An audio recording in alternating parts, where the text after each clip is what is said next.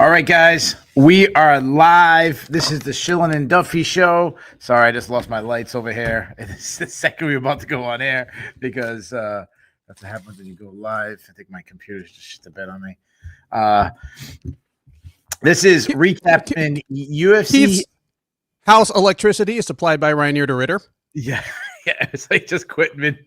There you go. Right when we're about to start. All right, it's a little bit better. Somehow, can we rewind this and start? Anyway, this is Shillan and Duffy show recapping UFC Vancouver.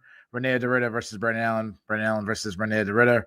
I am your host. My name is Keith Shillan. Joining me, as always, as someone always says, as usual. Like I don't understand the guy's always saying, "Hey, as usual." I don't know what that means. Like, are we saying it wrong or something? But anyways, well, no, it's because I said "as always" once, and then some like asshole in the comments was like, "Well, Keith wasn't there that one time, so it's not technically always." Yeah. Well, that's true. Well, that's true. That is true. As usual, it's a great Ben Duffy. Ben, how you doing, man? Doing all right. Feeling good. Yeah. All right, guys. Let me just start something over right away. Everybody's in the comments. Oh, imagine what would happen to Bo Nickel. Like, guys, you're like the fucking 40th person to say the same joke, guys. All right? Like, you're not funny. You're not original. Like, everybody's done it. Imagine Bo Nickel with 2 fucking years of MMA experience fighting a top 5 guy in the world. Oh, no shit. Like, weird. Wow, the guy lost. No shit. He's been fighting MMA for 2 years. Honestly, I don't want to go on a Bo Nickel rant, but the guy's also like, honestly, I don't know how invested he is. And he's doing commentating. He's doing podcasting. He's coaching wrestling. Like, anyways, let's get into it. This is not the Bo Nickel podcast. This is the Reinier De Ridder taking on Brendan Allen. Now, I will say this is a good point. Reinier De Ridder, obviously, he lost the main event. He was not able to come out for the 5th round. He retired on the stool. Brendan Allen did this. It wasn't a high output fight. Nope. Could you imagine what Anthony Hernandez would have done to him? Oh, I made this comment in the Sherdog Slack. I don't think there's a fighter in the entire sport that I would rather have looking at me before round number whatever, knowing that I'm tired, than Anthony Hernandez. Not Merab, not Bilal. Like, I'd say Merab might be the only guy, but yeah, okay. Well, but see, like if Merab's got you tired, yeah, you're in trouble, but you're not gonna die. Yeah, like, Anthony Hernandez is gonna slaughter you if you're tired. Yeah, that's true. I don't know if I was super tired. I don't know if I want. I don't know if I want Alex Pereira coming at me either. Though that'd be pretty bad. But Reinier De Ridder looked fantastic at first round, 10-8 in my opinion. Brendan Allen, or maybe 10-8. He didn't do a lot of damage, but controlled him. There was absolutely no offense at all. And my question is, so then everything went wrong. The second round started off well. He got a takedown, but the second he lost top control, which was about, I don't know, maybe 2 minutes left in 2.5 minutes left in the second round. From that point on, it was pretty much Brendan Allen the rest of the fight. De Ridder spent most of the rest of the fight on his back, couldn't get off. Really wasn't threatening. He was tossing up a couple submission attempts, but nothing was even really close. Question, you asked Dane last week. I'm going to ask you: did De Ridder? Did Allen look good or did De Ridder look bad? Interestingly, Dev is the person I'm going to be disagreeing with here. I don't know who that is.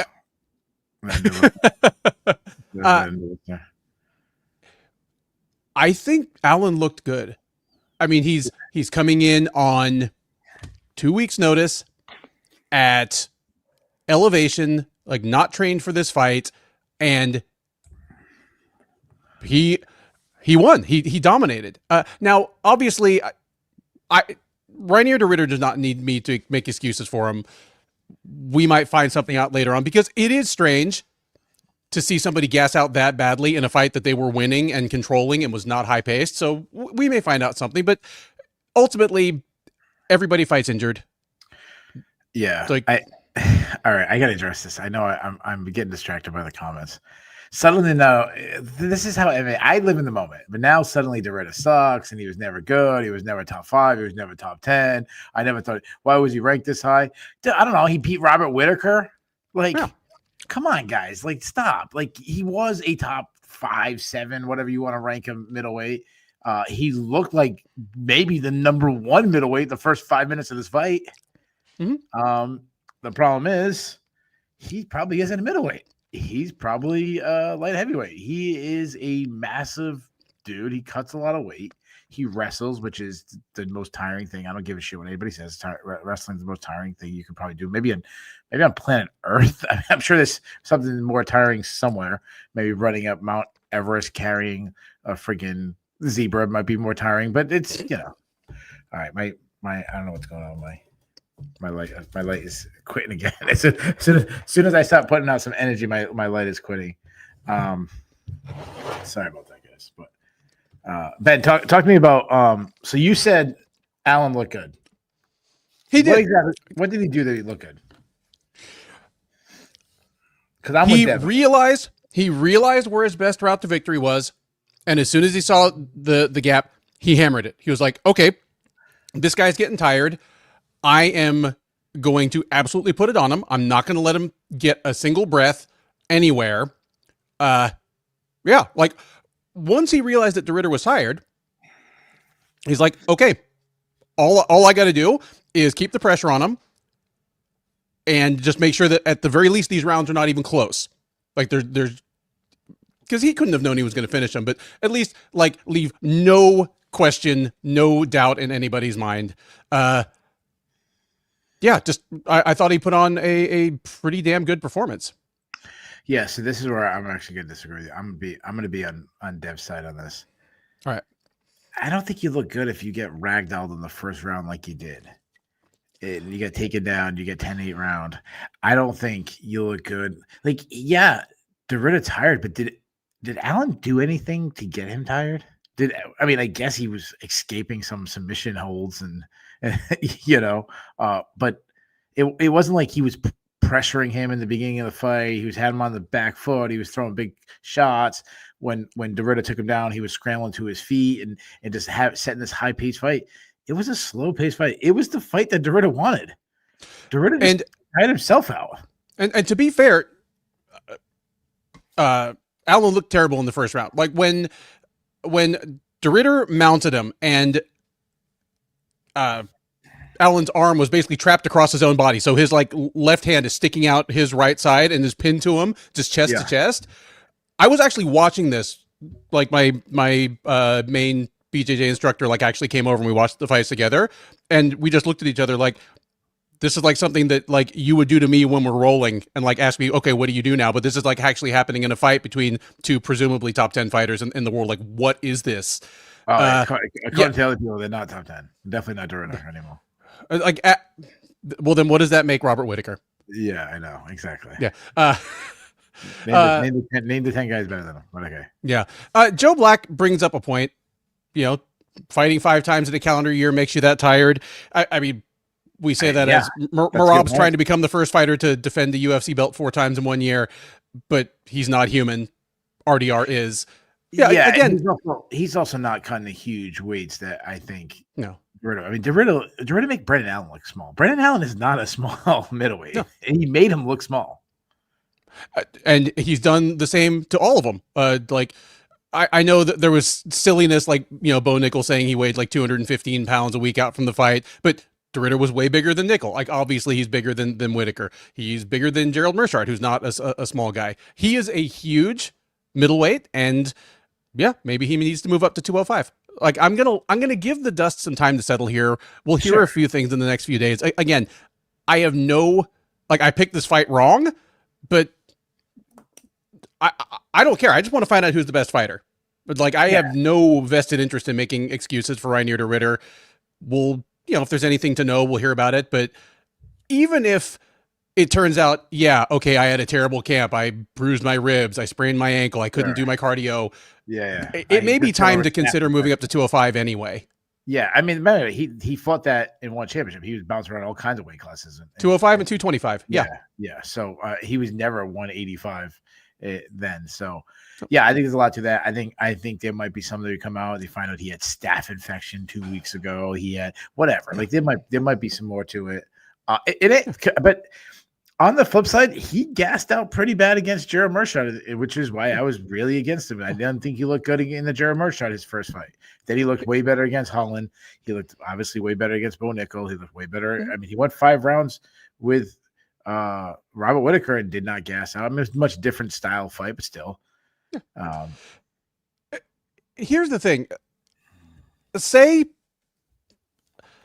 De Ridder had somehow hung on and won a crappy decision and might literally be in line for a title shot next. I would still be saying right now, this dude should consider moving up to 205. If Brendan Allen can step in on 2 weeks notice and make him look that bad.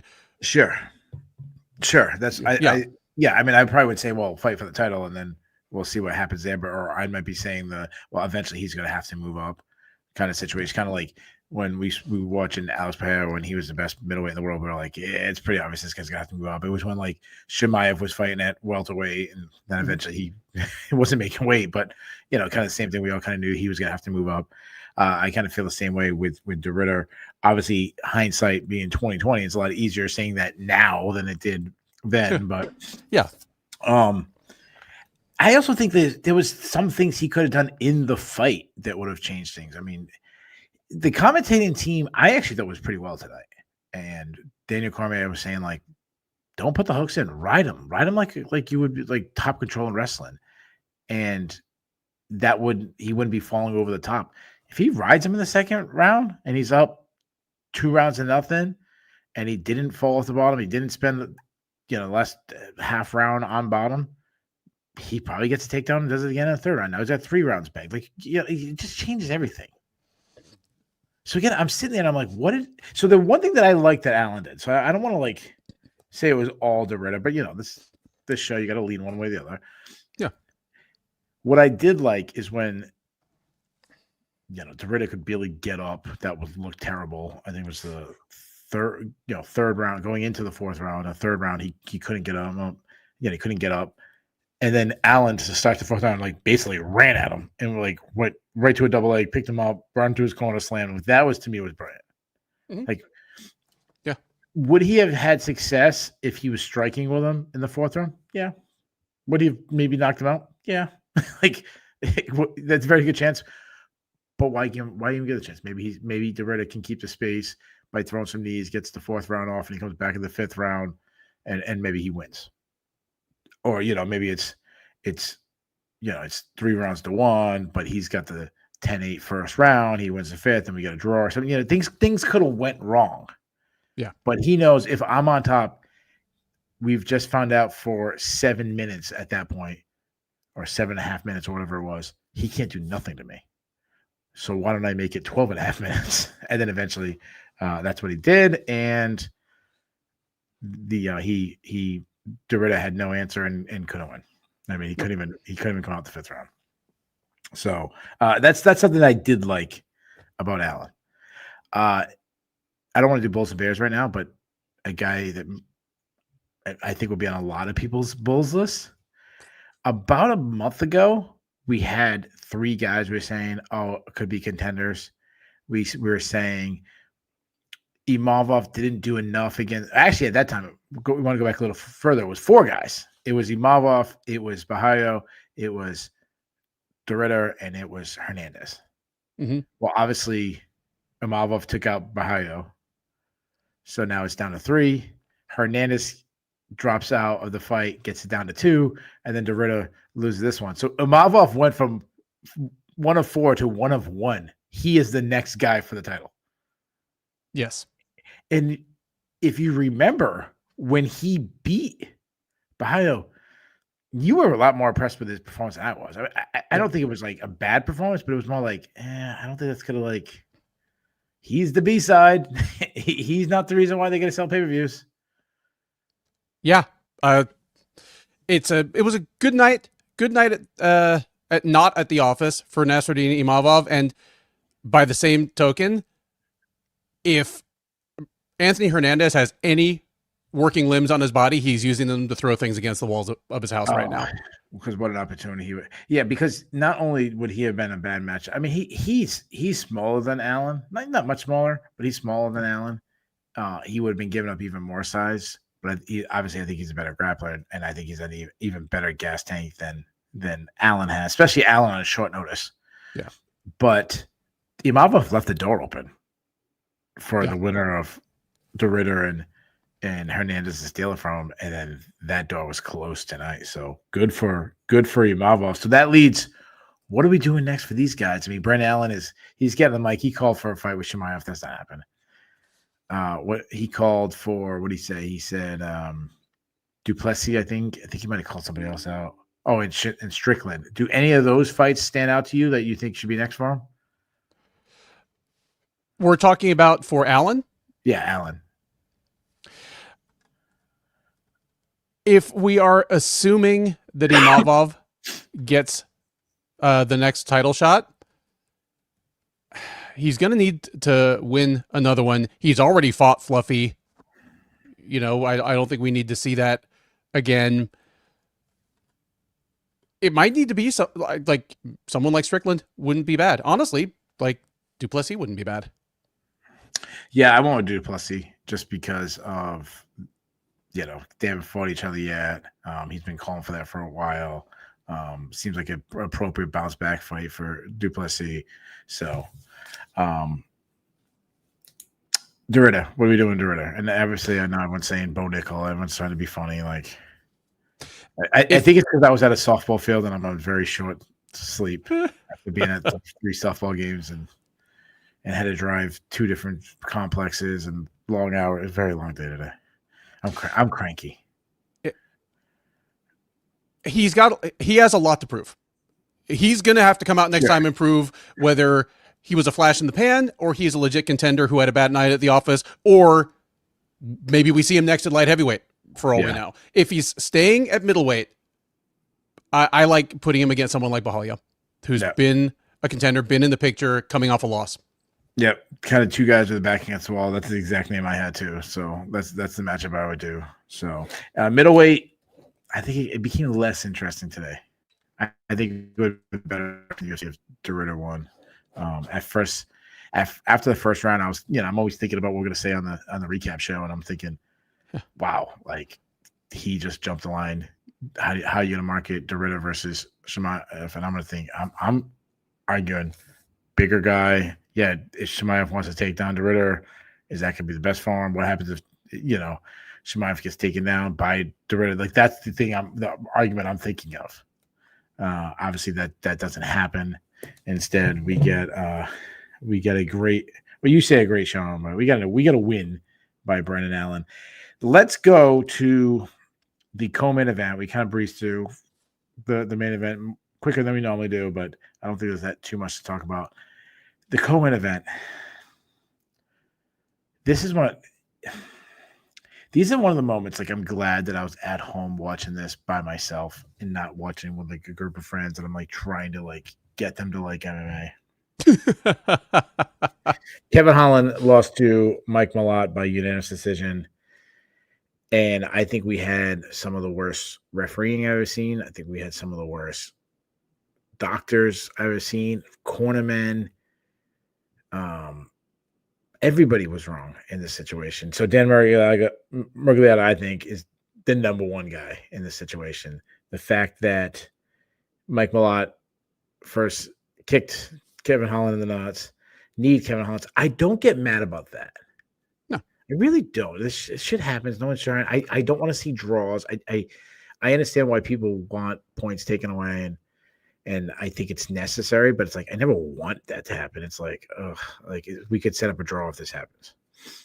But when Kevin Holland takes his full 5 minutes and he is visibly, he cannot continue, your job as the referee to go, no, this guy can't continue. He's sitting there freaking basically playing with his junk. And because it's Kevin Holland and he's willing to fight anybody anytime, that kind of crazy guy. And then what should have happened was a point should have been taken away right away. Mm-hmm. then when Holland wouldn't be able to compete, he would have won by disqualification. Yep. Instead, you put it on him and be like, you don't even tell him, like, all right, well, we got to rule a no contest. Like, Kevin Holland doesn't know the rules. He doesn't know what's going to happen. He thinks he's going to lose. Yeah. And then the situation, the worst was in the situation within the second. Now he continues to fight the last minute, still hasn't recovered.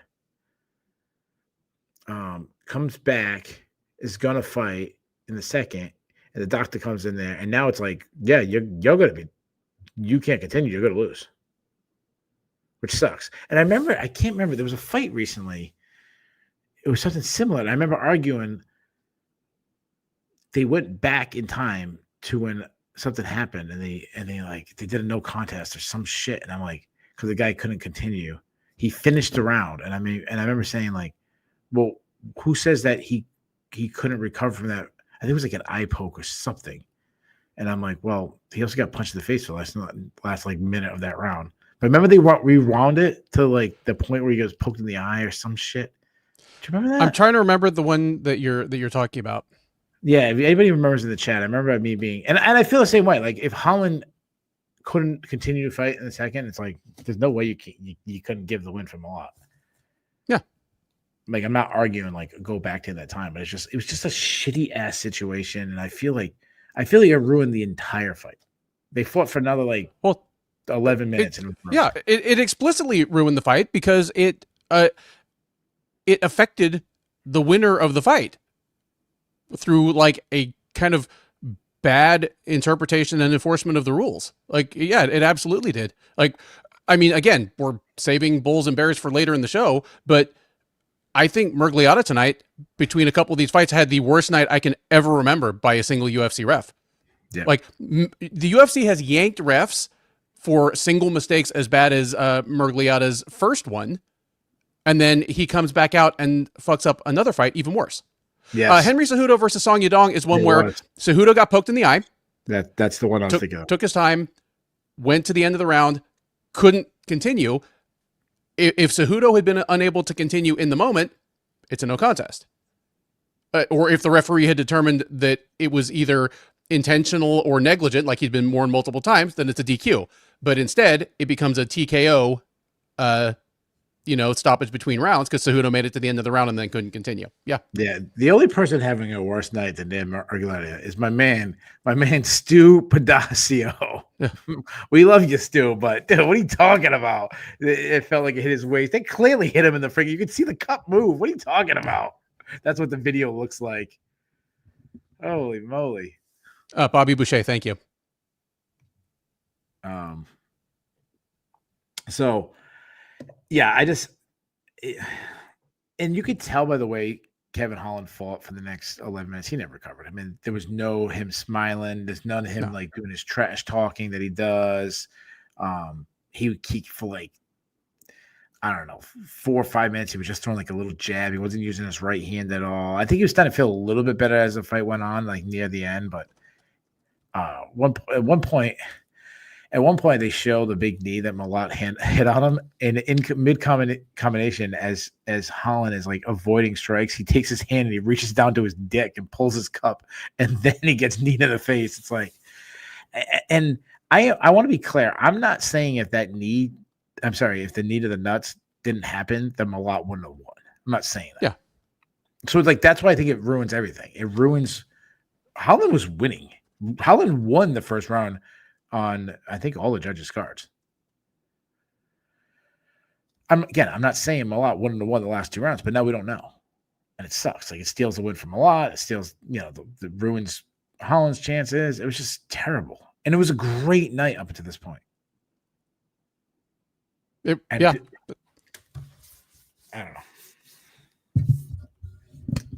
know. I think Malott looked terrible. And I'll tell you why.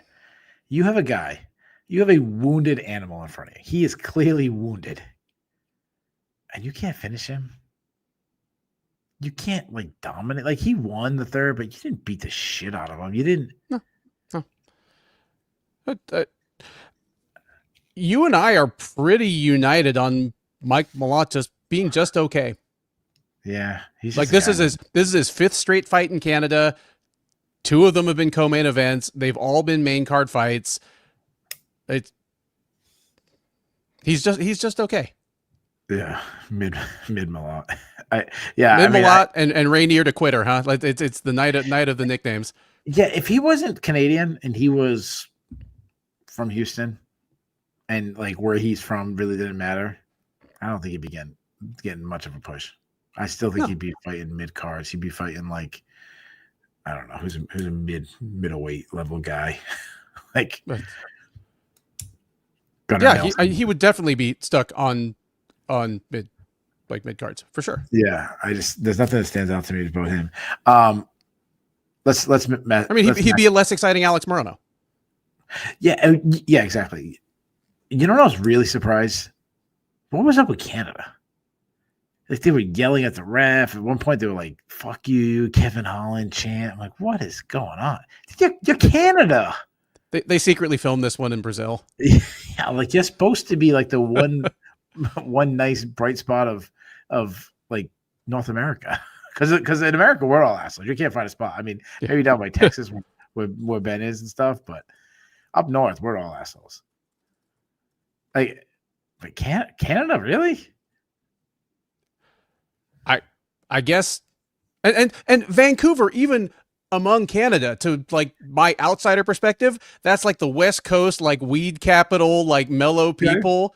So like so like a Seattle type area. Yeah, it's like right across from Seattle, basically. Okay, it's just north of the border on the West Coast. Yeah, it's the Seattle of Canada, is what I understand.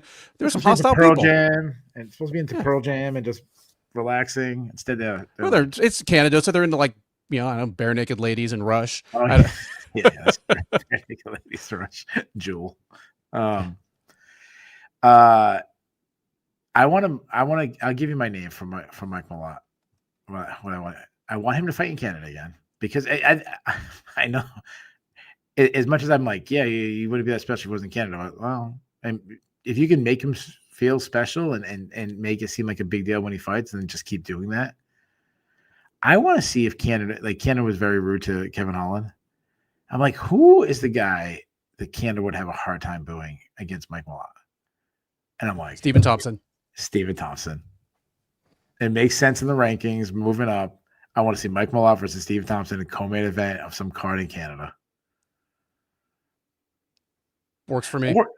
I don't hate them in the main event of a fight night, especially if they go back on the road and start doing like the smaller places, like put it in Fredericton or some shit place in Canada like that. UFC Moncton is Moncton, yeah, and have it headlined by Malott versus Stephen Thompson. I don't mind that at all. Yeah, like put it on Boxing Day. Boxing Day. Yeah, like that's the perfect thing, because it's hard for me to want to recommend a step up for Mike Malott after that performance, like regardless of who got their hand raised at the end. Yeah, like there's nothing I saw tonight that makes me think he's ready for a top 15 fighter. Yeah, no, I agree. And for some reason, if anybody's here and it's their first time listening and I'm trashing Canada, I'm just having fun. I married a Canadian, like not like someone who has Canadian descent. Like she was born and raised in Canada. She only became a citizen in America a couple of years ago. My in-laws still live up there, and I don't know, some areas everyone the rest of the world forgets about. like Keith knows the struggle of sleeping in like a 52-degree bedroom. So he's like, yes, my wife is the fucking worst. So on some days I can see Keith's breath, like when we're doing this show. So cold. Yeah. She has this thing where she sets the temperature to go down at nighttime, but if I'm filming late, it's like we're already in bed and it's freezing out. Sometimes we're doing the preview, I gotta pull it back. Ben, I gotta put like long pants on or something. So if you ever see me like the beginning of the preview show, I'm wearing a t-shirt. At the end of the preview show, I'm wearing a hoodie. That's why. What are we doing, Kevin Holland? I'm just giving. Dude, this sounds terrible, but I don't care. Yeah, and he doesn't care. And he doesn't care. But more to the point, he doesn't care. I'll give him Neil Magny, but whatever. He'll fight anybody. Yeah. If If you're Sean Shelby, you're telling Holland, go ice your nuts and pay your phone bill. We'll text you when somebody falls out of a fight. Yeah, that's right. That's right. Do you think anybody calls for like a fight with Kevin Holland? Like nobody calls. No, nobody asks for Kevin Holland. Yeah, like, hey, I want to fight Kevin Holland. Like, okay. No, because even if you win, you're going to look terrible, or if you lose, you're going to look terrible, and even if you win, you're probably going to look terrible. Yeah, and if you win, it's not like you got a lot of credit. Like you beat Kevin Holland. Like so has 30 other guys in the UFC already. Yeah. Before that, one of the I don't want to say controversial, but probably debated topics. Marlon Chito Vera took on Canada's own Amin Zahabi. Zahabi winning by a split decision. Before we get to the actual fight, can I just say this for a second? Why does Canada hate Amin Zahabi? His own countryman was cheering Marlon Vera like he was freaking Bryan Adams to start a concert. Like, what is going on?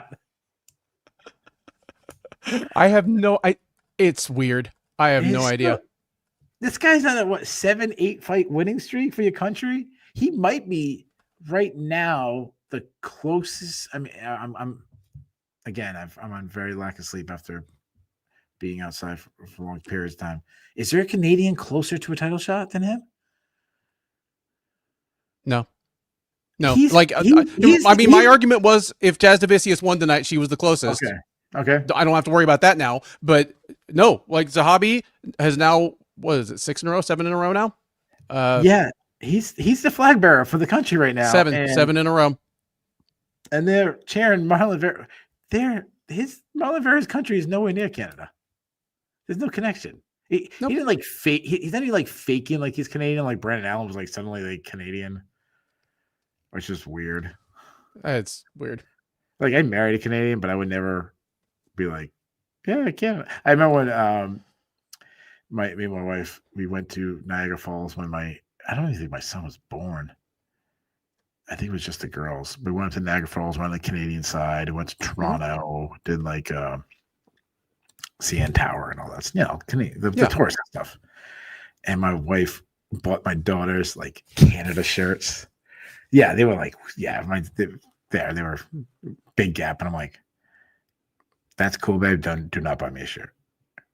And I'm like, so we're in Canada. I'm like, yeah, that's fine, but I'm American. Like, I love Canada. I love you. I love the country. If I ever lived in another country, I'd probably go to Canada. You already got the best ever souvenir from Canada. You got Crystal. I guess so. Yeah. But like, I'm American. I can't wear Canada. I'm American. Yeah. Like, you can have my kids. Fine. They're half Canadian. Okay, fine. Anyways, how did you score? So this fight was really close. This was the closest fight of the night. I saw people on Twitter all over the place scoring. Half the people scoring it for Marlon Vera, half scoring for Zahabi. I scored it for Zahabi. How did you score it? I'm not saying I'm tired, but I just had to go to MMAdecisions.com to find my own scorecard for this fight. I scored it 28. I scored it 29-28. Vera. Okay, so I'm assuming you went second and third round for Vera, while I went first and third round for Zahabi. Yeah. I mean, that's how I scored it. Yeah. So kind of coming down to the third round. I went with a boxing of Vera over the kicking of. Sorry, I went with the boxing of Zahabi over the kicking of Vera. Throw in the chat who'd you guys score for. Just you don't have to say 29-20. Just throw in Vera or Zahabi. I see Kyle Lahi went with Vera. Spraffron went with looks like Cheeto. He wrote it all weird. Let's see a couple of the. If you want to Keith is spiritually Canadian. Yeah, that's right. Brock Lesnar pretended to be Canadian for a little while. We'll trade you Brock Lesnar if you give us I don't know, Jewel. Jewel's not Canadian. She was born in Utah. She grew up in Alaska. No, she grew up in Alaska. All right. Are you sure? I thought she was Canadian. I'm dead sure. Oh, she grew up in Alaska? We'll give you Alaska. Well, then I'd be able to answer which is the biggest Canadian province, like I screwed it up on the preview. Yeah. Yeah, I guess by technically it goes by that one's a territory, not a province. So My wife used to always make fun of me when we first dating. I didn't call them Providence. I called them Providences. Like by You're from Rhode Island. I'm like, yeah. Yeah, like I say, yeah, like yeah. Well, we're like, what's the Providence of? So, Alanis Morissette. Yes, I probably was thinking of Alanis Morissette. Sorry. Yes, nice job. 30 Oh, seconds. like literally a week ago, my wife watched the documentary on the Lilith Fair, so I got a bunch of Sarah McLachlan like hammered into my brain. She's Canadian. Yeah. I remember me and my wife, we were debating once. I don't know how we were talking about, somehow we were talking about Canadian artists, and she's like, the biggest artist ever is Celine Dion. And I'm like, Celine Dion? No, she's not. I said, the biggest Canadian star ever is Bryan Adams. And we got like a huge debate. And I'm like, and then we looked up record sales, and I'm just making up numbers. And it was like 30 million for Bryan Adams. And then it was like 600 million I can't think of her name. I just said it. Celine Dion. Celine Dion. Yeah. Yeah. Like it was like 20 times more. I was like, holy shit. I mean, 32 West have thrown out Rush there. I like Rush just fine, and they've sold a lot of records because they've had like 30 albums at this point. Sure. But they're well behind all the people we're talking about, and also behind like Drake and stuff in terms of just record sales. Yeah. Justin Bieber. I probably wasn't even close. Bryan Adams was not even top five. He's my favorite. But yeah, it was really close fight. To me, it really was where was the fight being taken place. If it was in kicking range, Vera was winning. If it was in the pocket, Zahabi was winning. If whoever was the one pressing forward was winning. Yeah. Pope is saying Justin Bieber. Yeah, maybe Justin. I don't know. Maybe Justin Bieber has more than Celine Dion. I don't know. This is a fun fight. We're doing everything possible to get off the rails and not talk about this fight. You don't feel like it was a robbery that this happened because it was in Canada. Like if it was just somewhere else. I saw some people complaining about that. I'm like, but that makes decisions. It's 11-4 for Zahabi. I'm not saying that means Zahabi. There's only 15 people's opinion, but yeah.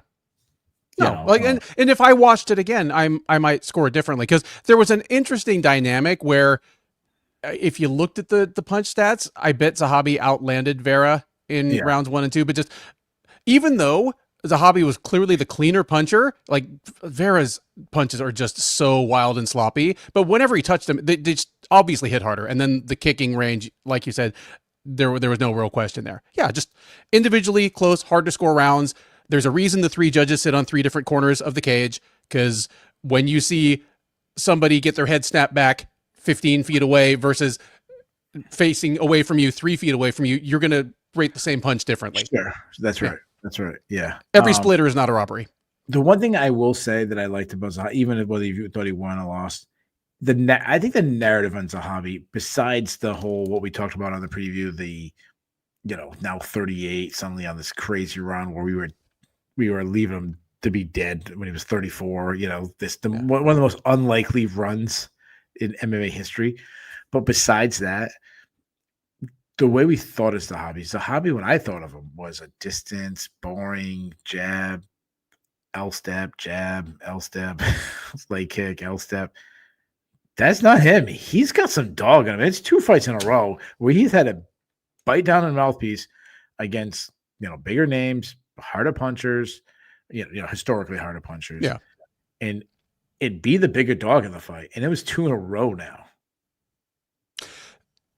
Between what we're seeing out as a hobby and kind of what we saw across Rory McDonald's last 5 or 6 fights in the UFC, I might have to revise my quick notes on TriStar, because obviously we all have the same opinion of it as the gym that basically turned George St. Pierre into like a boring jab machine.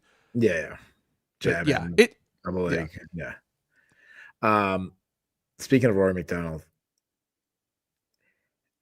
it felt right, the stare down between Vera and Zahabi in there. Like, he wasn't forced. Like, I know a lot of people want that moment that Rory McDonald had with Robbie Lawler. Sure. Robbie Lawler and Rory McDonald was them, like, we beating the shit out of each other and we stare at each other. And it wasn't seem like angry. It was just like almost respectful. Like, I'm ready to go to war. So are you. But like a mutual respect. Well, this was more like fuck you. Marlon Vera is such an asshole. He's the nicest guy outside of the cage. When he fights, he hates his opponent. Yes. Yep. What are we doing with these guys next? Zahabi needs a top 10. Hold on a second. I did this guy's troll. I understand Russia's legendary. You know who else is legendary? Brian freaking Adams. You know who else is legendary? Celine freaking Dion. Just because you don't like their music doesn't mean they're not legendary. Celine Dion had a bigger song than any Canadian's ever had, ever. The Titanic song, the song Titanic, it's like one of the probably the most played song of all time. Yeah. Or one of the, you know. Yeah, like what was like 96, 97, that song. You couldn't turn on the radio without hearing that song. Oh, it was a nightmare. Everywhere. Yeah. It was almost as popular as the Shillan and Duffy show. Almost. And yes, I know the name of the song before someone says the heart will go on. It's easy for me to just say the Titanic song. I'm sorry. So what are we doing? I interrupted you. What are you doing with these guys? He needs a step up. He needs a ranked bantamweight coming off a win. He needs someone. Okay. I mean, honestly, in terms of name value, this would be a step up. Competitively, I'm not scared of this fight if I'm Zahabi and his handlers. I'm giving him something like Deiveson Figueiredo. Okay, so I keep hearing my boys do. Apparently he was not talking to me. He was talking to somebody else. He said he was replying to the Nickelback guy. Yeah, you know what? Yeah, the Nickelback guy. I don't care about. I just argued for record sales, but I don't care about record sales when you compare Nickelback and Rush. So there you go. I'm being a hypocrite. I'm jumping both sides. I'm sorry. So what was the name you said? I said Deiveson Figueiredo, who just barely won a fight. We're on the same page. It's the same exact name. Yeah. Same exact name. I don't mind that as a fight night main event, or like a co-main event, or like, you know, first fight of a pay-per-view. One thing that's funny, talk about a change of narrative from like 4 years ago. Figueiredo is now the distance moving, low output, try to win by points guy. Was the hobby's a little bit of a brawler. Well, 4 years ago it was a complete opposite. Seriously, that's and I feel as though one guy has been more or less the same guy, and it's really the other one that the narrative is mostly changed about. But Vera is, I didn't realize how popular he is, so I would just put him in fun fights, and I guess you can put him anywhere in the world and he's going to be popular. Like I didn't realize he has a cult following, because he was super popular. He might have the biggest share of the whole crowd. I'm going to give him, because he's such an action fighter, and I don't think it matters if he wins or loses now. I'm going to give him Vinicius Oliveira. Like, how crazy would that fight be? It would take some doing to keep them from throwing down at like the weigh-ins or one of the press conferences. Like, and they wouldn't even be able to understand each other, but one would just say something to the other that the other would misinterpret, and we'd have a Michael Chiesa, what you say about my mama, like type moment, and just somebody would like lose their shit. Yeah. Yeah, but in fairness, like Marlon Vera right now is like walking the back, taking a picture with a fan and being super kind and like shaking some fan's head, and then turns around the corner, sees another completely different fan, and be like, what the fuck are you looking at? You're like, dude, I'm with them. I'm in their group. Oh, like he takes a picture with like the 9-year-old boy and like turns to the 10-year-old boy. It's like, what the fuck, man? What you want? Before that, Manon Fiorot versus Jasmine Jasudavicius. Manon Fiorot, holy shit, winning by first round TKO. I mean, she got one punch power still. Let's let the guy that picked Jasmine Jasudavicius in the upset like sound off on this one real quick. All right, go ahead. Since I am here to take my medicine and eat my crow, as somebody who thought Jasudavicius would not only eke out the win, but would hold her own surprisingly well on the feet. So I was as wrong about this fight as I possibly could be. Having said that, it made me smile to see Manon just melt Jazz Davicius, right as DC is saying that Manon's not punching hard. Yes. Yeah, that was so true. He's like, yeah, she's pulling a punch for some weird reason. Then bang, good night. Bonk. Like, oh my lord, I love the hand. So I want to say this. So I did pick Manon Ferro to win, but we don't do that. We don't go, oh look, we don't do videos where like, hey, look at me, I made a pick, and as they're like announcing the guy who won, and you're like in front of them. We don't do that because, as I'm bashing my boy Clint, I love the guy. Jabbing my boy Clint a little bit, but the other thing we don't do is we don't go, oh, I picked this fight right if you didn't pick it right. Like I did not pick Manon Ferro to come out and starch Jasmine Jasvicius. I expected to be like, I expected her punch, L step. Jasvicius tries to close the distance. She's meeting her in the clinch. We get a lot of clinch battle. I did not. I expected the fight to look a lot like the what was the fight we just had? Macy Chiasson and Yana Kunitskaya. Yeah. That's what I expected the fight to look like. Not like, holy shit, Derek Lewis fight where she lands one punch and she's out. I like the hand fighting, how she set up the strike, where she moved the hand out of the way and then punched the other hand, moved the defense out of the way. That was good. I will say this. Now, I'm high on Manon Ferro. I'm the only person on the planet who thought the fight with Shevchenko was close, and I actually think she won. But again, I know I'm in a very, very, very, very, very small minority there. But I don't think she'll be a champion. I think she missed that window. But other than Weili Zhang, who's fighting for the title, I still give her as good of a shot as anybody to beat Shevchenko, if that makes sense. I agree. The first fight was extremely competitive. I did score it for Shevchenko. You scored it for Fior. So did Dane Fox. So Dane scored from Manon Ferro? Yeah. And he's like the smartest guy in MMA. Oh, absolutely. It was a compelling enough fight that if she fights her way back to a title shot and Shevchenko's still on the throne, I'm in. Sure. Yeah. Mainly for the reason you just mentioned. Like, who else is there? Because we've been waiting for this whole flock.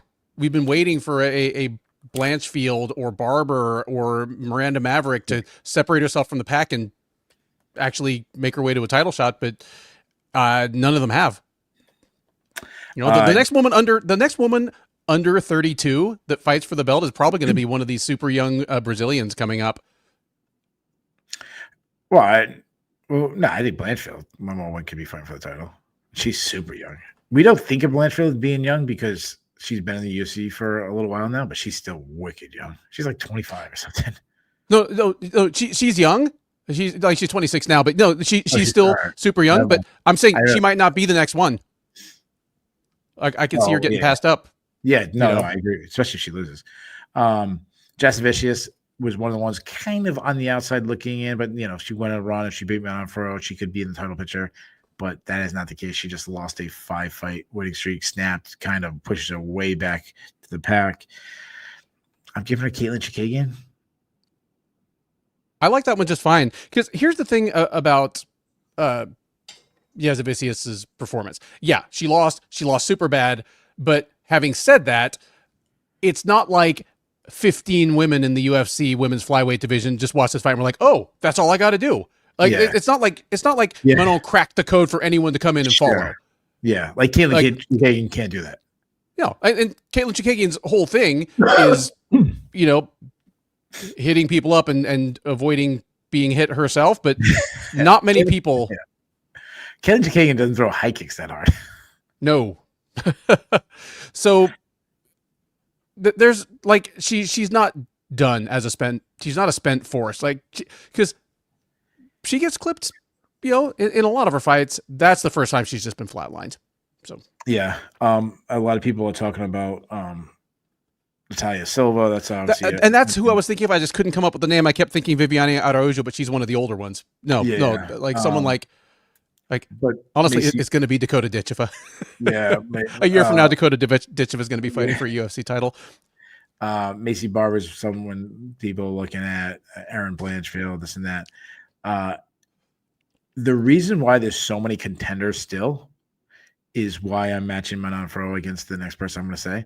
Manon Farrow is she's pushed back because she recently fought for the title, but that defense was also held up for a very long time because of the whole Shevchenko, Alexa Grasso. That's why there's so many things. So I want to have Alexa Grasso versus Manon Farrow. So like one of them get knocked out of the run, not physically knocked out. I mean, knocked out of the contention. So that works for me. And that's a fight that Dev is doing too. So Dev mentioned Jasmine versus Casey. I thought about Casey O'Neill. I thought about that one, but I thought Jasmine, who she beat and how she beat, was a little more too impressive to take that big of a step down. Before that, Charles Jourdain took on Davey Grant, with Jourdain winning by first round sub. What a performance. One of the best performances of the night. How accurate is this dude's knees? Because he landed the flying knee, and that was the one that dropped Grant before he was finished. But he also clipped him 3 or 4 times with those before that. Yeah, and he was super impressive tonight. Like, this is a word I don't use very often, but coming into this fight, I would have said Charles Jourdain's a bit overrated because of his highlight reel. He just gets a lot more love than a fighter who was literally 500 in the UFC coming into this fight would have if he didn't have the finishes, and frankly, if he wasn't Canadian. Like he. Aside from that, he was kind of like deluxe Lando Venata, guy just that was not the case tonight because he was awesome. Charles Jourdain at bantamweight seems to be the truth. Yeah, like he went from looking like he might be overrated to like any minute now, Antoine Willis is going to ask us if he's going to get in the UFC Hall of Fame. Like that's who has a better guillotine in the UFC than Charles Jourdain? Nobody. No. Well, there might be. Yeah, maybe Charles. I'm sure Charles Oliveira knows, but yeah, he's the only fighter, including Charles Oliveira, that when he counters a takedown shot with a front headlock, I don't just get up and like walk away from my screen. Yeah, he's who Dustin Poirier wants to be. Yeah, in the crap, honestly. And far be it for me to try to be Dustin Poirier's coach, especially now that he's retired. But the difference is that Dustin Poirier was trying to guillotine you. Charles Jourdain he will guillotine you, but he's also trying to threaten you so he can get back to his feet. Yeah, and he's also trying to pop your head off when he does it. So when when he went for the guillotine, and the broadcast team's like, "Oh, he's got the guillotine," and I looked, and the angle I had, I'm like, I don't know if he has it. Then they show from the other angle, I'm like, oh, holy shit! Like this is over. Like not only does he have it, but it looks like a mouse in like dead mouse in a trap. Like it was that. And Davey Grant is good. Like this is a very good win. Yes, it's as after just saying that. I thought Charles Jourdain was a little overrated coming into this. This is going to go down as an underrated win because he looks like he should destroy Davey Grant in the first round. But Davey Grant is a guy that is better than most of us think he is, quicker, more athletic. None of it mattered tonight. It was a very good win for Jourdain. The most surprising thing to me was that Grant managed to tap. It was on so fast and so tight, and Grant is Grant. I kind of assumed he was going to go out and we were going to have a technical submission. Yeah, I just think how deep it was. I think he just has this like that must be the tightest thing ever. A lot of people saying what a move Jourdain. He looks like you mentioned it. People in the chat are saying the same thing. Like what a move to 135. I mean, how far are we thinking? I mean, is he contender? Could he be a contender? Is he could be a possibly ranked guy? Like what are we looking at him? If you beat Davey Grant like that, and it doesn't feel fluky, I think on talent, you're already a top 15 guy. Like, sure. It's going to take a couple more fights. And lucky thing is, despite this being his 16th fight in the UFC, he's still just 29 years old. I mean, hell, he's 2 wins away at this point from being at least able to say the champ's name without getting laughed out of the room. Like, I'm not saying he's going to be fighting for a title in 2 wins, but if he wins 2 more fights, he's fighting a top 6 or 7 guy at that point. He's fighting a Sandhagen if he, Sure. yeah. I didn't tell you to matchmake, but I saw this wonderful matchmaking that I think would be spot on. Sprafron throws out the idea of Jordan versus Bryce Mitchell. I think that would be a really fun fight for him next.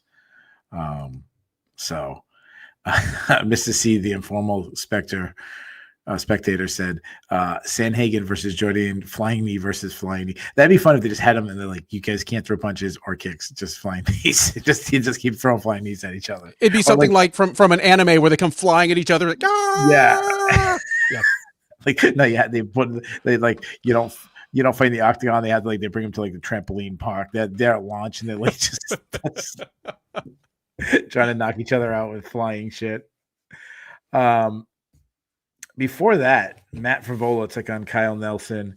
Hold on, I gotta say this. Nelson won by unanimous decision. In my notes, I wrote down first round KO. I forgot to change it.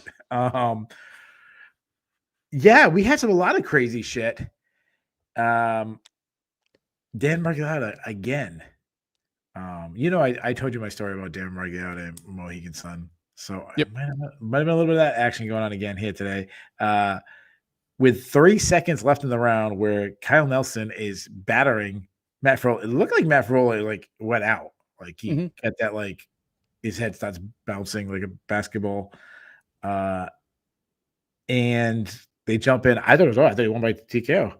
Yeah. And apparently he didn't. And they restarted the round because it's MMA. And I restarted the fight in the second round because it's MMA, and weird shit happens in MMA.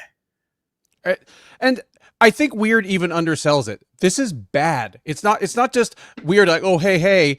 This is bad. That is twice tonight that Margiotta directly inserted himself into the narrative and affected the outcome of fights. And just, these are unforced errors.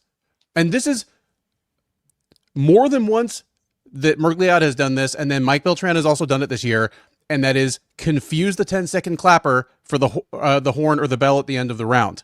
They've both done it this year. Like, this is Margliotta's second time. Well, Beltran made a little sense because he thought it was like he mixed up the clapper, and you're like, okay, this one was just like, here's the clapper, and then 7 seconds later he jumps in, and it's like, what? So I like Matt Frivola. He's like one of my favorite guys. He's just like, he's a nut job, and he's funny on Twitter, and his brother's crazy like him, his dad's crazy. Like, they're just fun. He's just fun. He fights fun. But the one thing I kept saying was, I'm glad the right guy won. Yes. And it wasn't the situation where Matthews and Magny. And fairness to Magny, like Magny didn't tap in that situation, though they thought he did, and Matthews could have argued I could have finished it, and all kinds of stuff. That one to me is better than Frivola. Not only is Frivola head getting bounced off the mat, when he gets up, he's in that like daze, like you can see him. He's like stumbling to the corner. It's like, go call it then. Like, yes. Oh yeah, I fucked up. I jumped in 2 seconds. Oh god, that guy's fucked up. I'm calling it. Like, make it right. That's all he needed to do. It would have been a righteous stoppage if he had actually been stopping it 3 seconds before the end of the round. Like, I don't think anyone would be here complaining about it. No, that's why everyone thought he stopped the fight, because I assumed he stopped the fight too. Yeah, Matt Frivola, he can't, like, he's done. Like Dev put it in the chat, he can't take punishment anymore, and his style, you have to be able to take punishment. That's it. And yeah, it's not going to go well. And he's just, you can just tell that's a guy who's never going to retire. No, he's a guy that is going to have to be shown the door, and he's going to end up leaving the UFC on a string of like 4 straight losses, 3 of them by knockout. Then he's going to go fight somewhere else and get knocked out a bunch of times too. Get knocked out by Mike Perry and bare knuckle boxing. And then he's going to go freaking celebrity boxing and get knocked out by somebody, and then he's gonna go into freaking Brazilian kickboxing somewhere. He's gonna go to Power Slap, the sport that is just literally all CTE, and fight some guy named like Sweet Potato Pie or some shit. Like, yeah. I don't want to take away from Nelson. Move up and weight. I think that was good for him, especially at this point of his career. He wasn't small. He was actually he was bigger than. Yeah, so it's probably overdue. So, Before that, another crazy shit. Drew Dober took on Kyle Prepelic. Dober winning by third round TKO. Let's put the controversy to the side for a second. Very close fight, in a fight where Dober was, I think, was the biggest favorite in the card, or one of the biggest favorites in the card. Ends up being a really close fight where Dober has to come, maybe needed a finish in the third round to get a win, probably needed a finish. Did Prepelic look good, or did Dober look bad? Dober looked bad. Yeah. I think he's not Favola bad anymore, just because he's way more technical. But he's lost some of his explosion. He was a big, explosive, fast twitch type guy, and he's still going to beat a lot of guys in the division. How badly would he have lanced Kyle Prepelic even just 2 years ago? Yes, like if they'd met on Prepelic's first time through the UFC, which is like 4 or 5 years ago, yeah, Dober would have knocked him in the next week. Yeah, like in the way he's landing, 90 seconds. He was landing the left. They kept talking about over and over again. He was landing left. That would have put him out. Yeah, absolutely. I think that's a good point. But so I had it 1-1. I had Dober win the first round. I had Prepelic. Dober actually started the second round looking great, and then Prepelic came back on him. I gave Prepelic the second, and the third round, Dober gets the point deducted from him, and that was the best thing that ever happened to him. Yeah, because I'm sitting there and I'm going, okay. At first, the guy says that he's not deducting the point. The referee says he's not deducting the point. So I'm sitting there and I go, if Prepelic can't continue, and if I'm correct, that means they score the third round. It's only 30 seconds in, and Dober's the only one that did any offense. He's going to win. And I'm sitting there and I'm like, a nut shot is going to win him the fight. And then they say they got to take a point, and I go, oh, now a nut shot is going to cost him the fight. Or best case scenario, draw. And then Dober just goes freaking ape shit as the fight starts.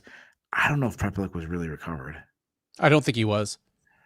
But he's Prepelic. Like, he really doesn't have the leash to not fight. It's in his home country, and it's the live crowd, and it's against Drew Dober. But Dober did the smart thing, just went like a bat out of hell, swinging for the fences, and got the finish. And in hindsight, this is going to go down as a bad win for Drew Dober. Basically, yeah. It's going to be like, even in victory, Dober showed how close he was to completely shot. Yeah, and it's not bad in the sense where I saw so many people on Twitter like being like, "Oh, Drew Dober's a dirty fighter." It's like, what the fuck? It's Drew Dober. Like, if anybody gets a pass of kicking someone in the nuts, it's Drew Dober. Like, he's been in the UFC forever. He's not a dirty fighter. This exactly. Fight was bad luck. This fight was bad luck. I don't think Mike Malot's a dirty fighter. I think it's bad luck. I actually think Malott made a good point, being the way Holland is built. Knees that land at, belt line. Because some guys will hit Holland in the nuts because he's obviously his waistline is much bigger than most welterweights. I actually think that's a fair point. Yeah, and if Drew Dober was a dirty fighter, we would have figured it out long before now. Yes. Yeah. The amount of wars that guy has been in. Yeah. I'm not blaming the victim here, except I am blaming the victim. Like, the ref was begging Prepelic to take more time. I thought he ran out of time. Or he was sorry. No. Like, he wanted to start again quickly. They asked him to wait, and he ended up waiting like 4 minutes. So, okay, yeah, he used almost all of his time. Yeah, but and some of that gets Dober to get, obviously, refill his gas tank a little bit, which gives him more power. Like, everything went right for Dober at that moment. Like, does he get that? If it's a quick one, say they take the point from him, but it's a quick one, it's like 15 seconds. Like, no, I'm good. But they're like, we're still taking a point. Does Dober get the knockout if he didn't get 5 minutes to get his cardio back? Well, now the question is, whom did the rest benefit more?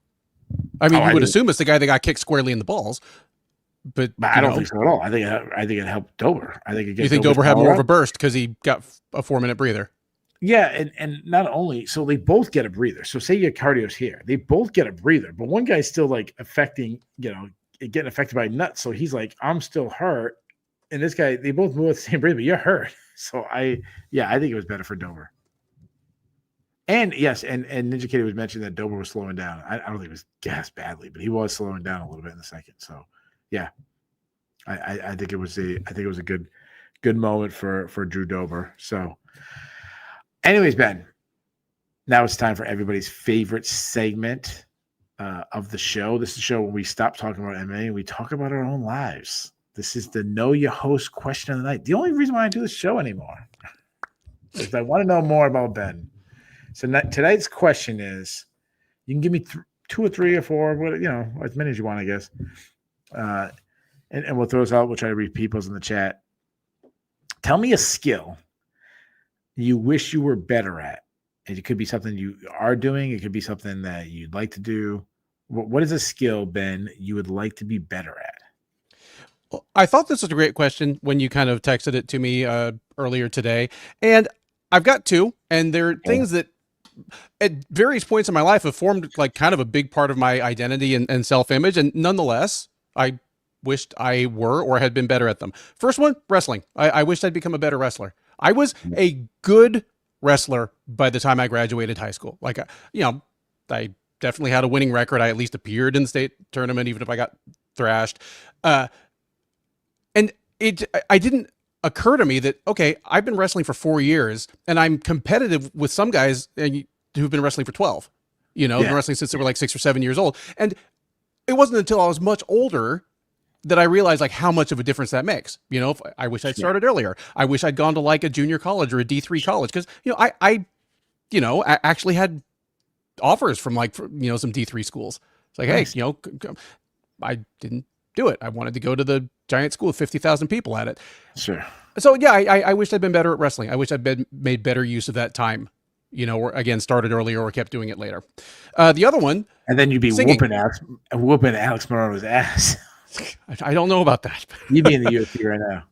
I'd be saying, as usual, former UFC champion Ben Duffy is here with me. Or Antoine Wills, we keep asking when you get to go in the Hall of Fame, The other one, singing. Like, if you watch the show at all, you probably know that, I'm a hobby / semi-pro musician, and I have been since I was a teenager.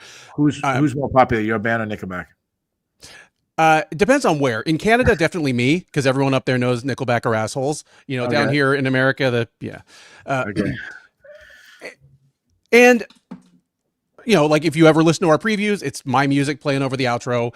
But I wish I were a better singer. Like I'm a good singer. I'm always a great like backup singer, harmony singer. I'm a good musician with my voice. But as a guitarist, if I want to sound a different way, I can just go grab a different guitar or turn a knob. It's like, I want this to sound like really bright and kind of piercing. Grab this guitar. I want it to sound big and fat. It's like having a box of crayons. Sure. When you are the instrument, what you got is what you got. Like you can improve it, but you can never really change it. Like I'll never be a baritone. I'll never be a soprano unless I fight one of the people on this card. So yeah, I wished I had a better natural voice. You grew up in New Jersey, you can be a soprano. I like, very nice. Very nice. Yeah. Okay. Yeah, my wife would know all about that stuff. My wife's a music teacher. She know about the sopranos and the baritone. I don't know any of that shit.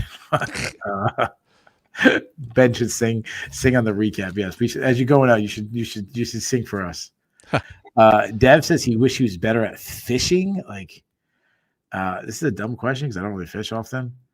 Can you be better at fishing? Isn't it like just luck? Like you throw your worm in the water, just throw your worm in the water, and if there happens to be a fish there, they bite it. And if they don't, all across America, a bunch of fat dudes in rubber boots just like threw something down on the floor, and they're coming for you now. Isn't it like a lot of luck with it? I have no idea.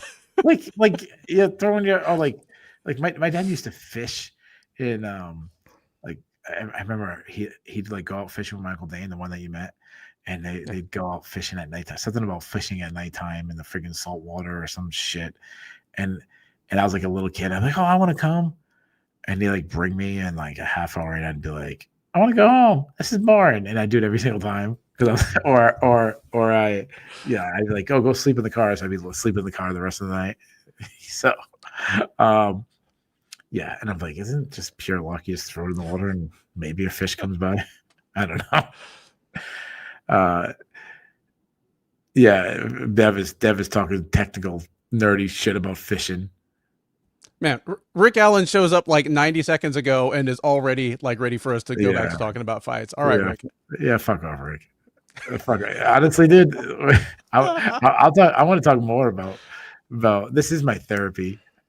Uh, yeah, some things. I wish I was better at video editing. You do all the video editing. I don't do any of it. So that's something I wish I was better at. That'd be kind of cool to be able to edit videos and stuff. I like to golf. Like I don't really golf. Like I golf once a year, but like I'm not a golfer by any means. Like I wish I was good at golfing because people are really like if someone's into golfing, I can't go though because you're not gonna follow me. You know, and I'm pretty good at like I'm pretty handy with my hands and stuff. Like I'll do some construction type jobs around my house and stuff. Mm-hmm. But I wish I was better at welding. Like I'm not better at welding. I've never welded. Like I'd like to get into welding. So I was thinking into my season welding. I think that's kind of cool. Yeah, So, well, welding, it's like, okay, you actually need to know your shit to do this. Exactly. It's not like everybody has like a soldering iron, like a toilet snake, because you've had to do it once, and you can get a video on YouTube about how to do it. Like there's specialized shit for for welding. Yeah, I don't know how to do any of that shit. So, all right, we got to move on before Rick stops listening to us because some people it's only MMA. Dude, we do a fucking preview show. We go 3 fucking hours. It's Jacob Irons slaps some sense. All right, fair enough. Yeah, I mean, Irons does fit. Strikes from the bottom really aren't very effective in MMA, guys. Yeah, no. Jacob Irons says slap some sense into you. That does make sense. I was just talking about welding. You go with Jacob Irons. There you go. Cody Gibson took on Richie Lang. Richie Lang's long-awaited return to MMA, and Richie Lang winning by first round knockout. I mean, what does this say? Cody Gibson threw a lazy leg kick, and Richie Lang knocks his head off. And it wasn't the first one he threw. He almost got leveled about 3 seconds before that. It's saying something when a fight is like 10 seconds long and it still feels like one guy carried the other. Like my goodness. Yeah, if we had Cody Gibson, like last question we just asked, his improved skill, he'd be like throwing setting up leg kicks, maybe. That'd be before that, one of the fights I think we were looking most forward to, flyweights, Hung Sung Park took on Bruno Silva. Silva winning by third round stoppage. Silva looked good. He's fast, powerful, well-rounded, getting takedowns, getting a sub. I've kind of always been on the Bruno Silva bandwagon a little bit. I took him here as an upset pick. I kind of believe in him. I think he's a real, probably not winning a title one day. I think he's a real sneaky guy in the division. Every time I watch him, I like something about him. You've believed in him more and quicker than me. And every time I watch him, and this week again, I'm like, why do I keep on thinking he's starting to get old and lose a gear? And then he goes out the next time and he still looks sharp, looks fast. His cardio's fine. Still got above average power for the division and knows how to take care of himself on the ground. Like, yeah, he's a better fighter than I give him credit for. He got to show one facet of that tonight for sure. Yeah. And not to take anything away from Silva, because again, I've been underrating him recently, but I have had to tap the brakes on Hyun Sung Park over his last 2 fights.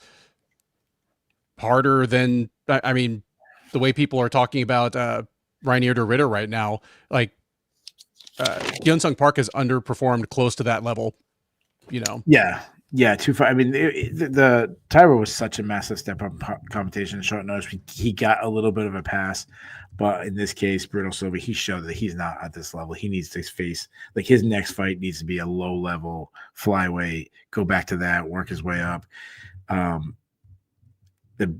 He's been bad on the ground. I mean, he was hurt, and I didn't really care about him getting rocked against Bruno Silva. I didn't care about him trying to take Bruno Silva down. And the time he actually did get him down, Silva was popping right back up. It was when he was taken down how easily Silva dominated him there. Like, he subbed him with a rear naked choke. Didn't even have the hooks in. Like, it just not good. Not good at all. What are we doing, Silva? You know how much I love that division. At this point, I don't know if like there are other people on longer win streaks than him Sure. in the division, but by the eyeball test, he looks like he needs top 10 competition as hard as anybody who's not getting it right now. So I'm giving him a guy that I feel is in the same boat as him, who's very underrated, very well-rounded, doesn't get talked about, but just keeps winning. I'll put him against Charles Johnson. I can't find any fault with that. I don't know who. I mean, I would favor Silva, but Johnson's so much bigger than him. It'd be intriguing. And I've counted Johnson out so many times. Did you have an actual? Did you have a name for Silva? I know you just said top 10 guy, but I did not. I had so many things going on minute to minute. No, it's all right. Cool. It's one of us commit to the show. One of us is not. Sorry. I don't know if you ever listened. What was it? What was the was it UFC? It was a couple months ago. Is when I was in Texas, and I started in Texas in the morning. I drove to a ferry, took a ferry ride, drove again, got on a plane, went from a plane to Chicago, went from Chicago to Rhode Island, drove home, and got the pay-per-view on and did the recap show. And I dogged the shit out of you for not making that recap. I was like, the pay-per-view started, and I was in Chicago. That's pretty amazing. Pretty amazing was the second round of this next fight, Danny Barlow versus DeJordan Santos, with Santos winning in unanimous decision. Very close fight. I said the Vera fight was the closest one. This one was actually very close too. That was a split decision. This was a unanimous decision. But how did you score the fight? Well, let me consult MMAdecisions.com to tell me what I thought about a fight. I scored it for Santos. MMA Decisions has it 7-5 for Barlow. Yeah, I scored it for Santos too. Okay, so we're in the minority there. Just fun MMA decision, but so it kind of comes down to this second round. Jordan won the third, Barlow won first, comes down the second. Second had these wild moments back and forth. So yeah, we both went with Santos then. Round of the year candidate, second round. It can go on the list, but I mean, I don't know if it's like top 3. Like usually when a round wins, it's not one guy wins half the round, then the other guy comes back and wins half the round. It's usually like I punch you really hard, you punch me really hard, I punch you really hard, you punch me. Hard. This was Barlow. Looked like he was getting about a 10-8 round or maybe knock out Jordan. It was looking so good to, I don't know, a minute and a half left in the round that suddenly, not only is it not a 10-8 round for Barlow, I gave the round to Santos.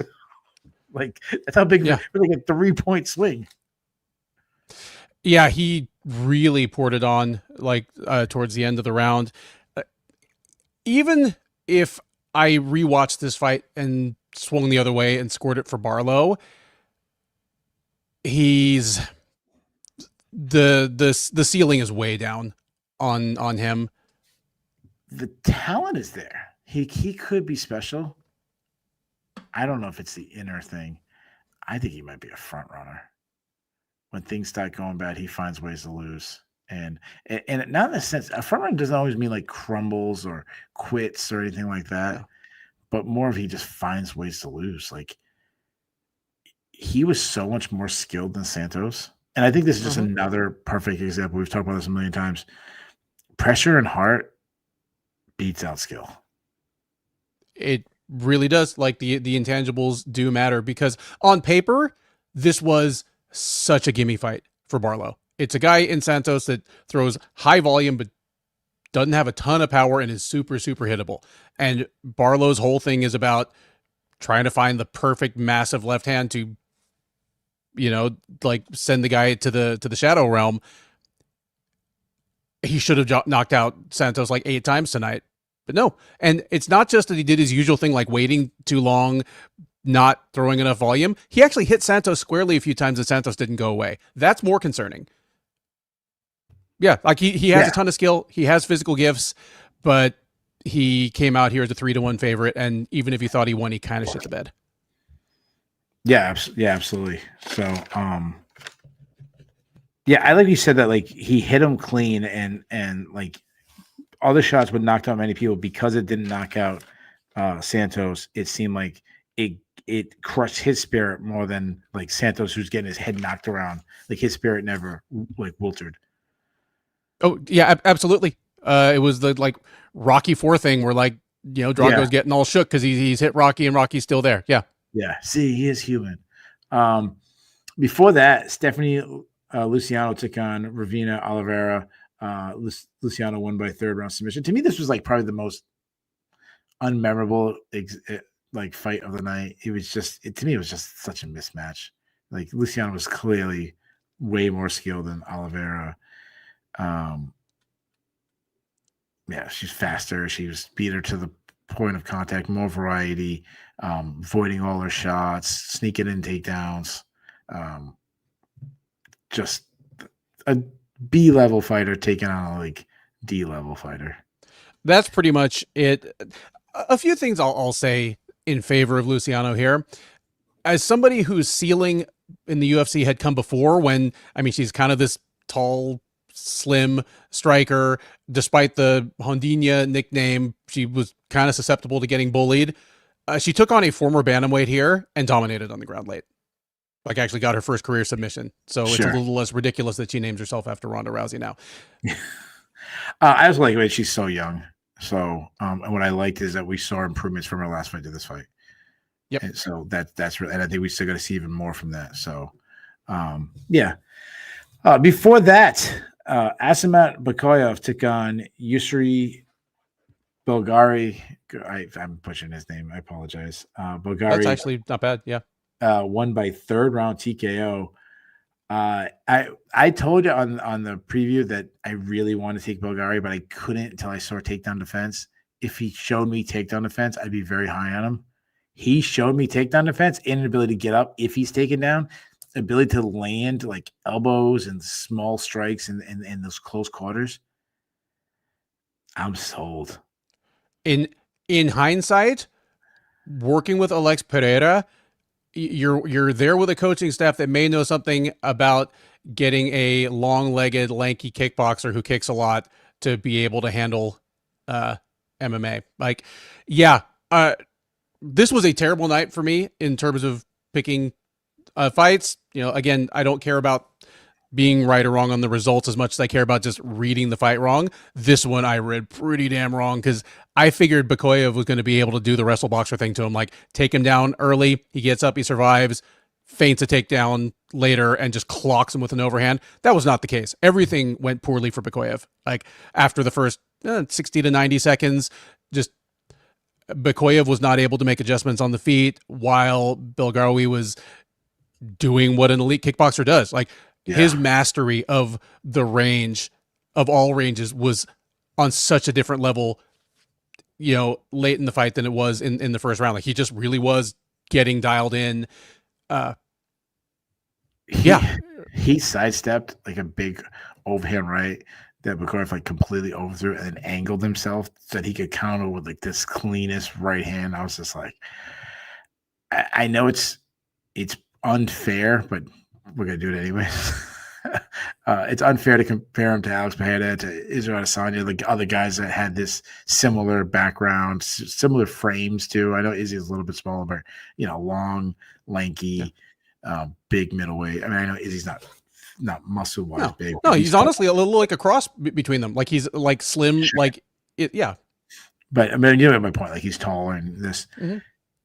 Can he beat these guys? Is that too unfair to ask the question? Could he be the next big thing? He's incredibly big. He's so freaking big. He's incredibly big, but I bet in terms of mass, it's not going to be as urgent for him to get out of 185 as it was for Alex Pereira. Like even though like Belgarawi's probably an inch taller, I bet he walks around 15 pounds lighter even than middleweight Pereira. where it just looked like he was cutting from like 230. Yeah, in fairness, Pereira fought 2 weeks ago at 205 pounds.